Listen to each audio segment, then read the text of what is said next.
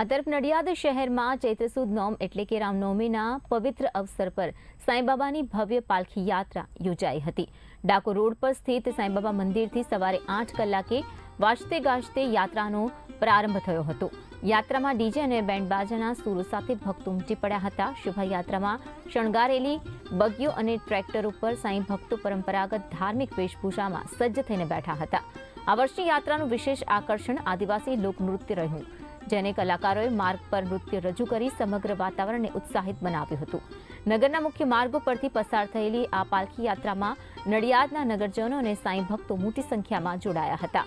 માર્ગમાં ઠેર ઠેર પાલખીનું સ્વાગત કરવામાં આવ્યું અને શ્રદ્ધાળુઓએ દર્શનનો લાભ લીધો। સમગ્ર આયોજન દરમિયાન નગરમાં ભક્તિમય માહોલ છવાયો હતો।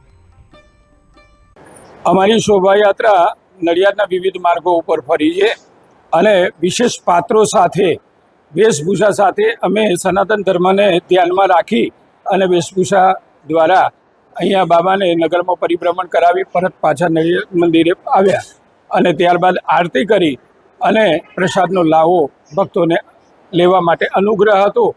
એ પ્રમાણે ભક્તોએ પ્રસાદનો લાવો પણ લીધો।